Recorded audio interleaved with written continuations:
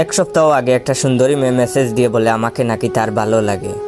তার ভালো লাগার কথা শুনে প্রোফাইল চেক করে দেখি মেয়েটা পুতুলের মতো সুন্দরী। তাকেও আমার ভালো লেগে গেল। ভালো লাগারই কথা, কারণ আমরা বেডা মানুষ।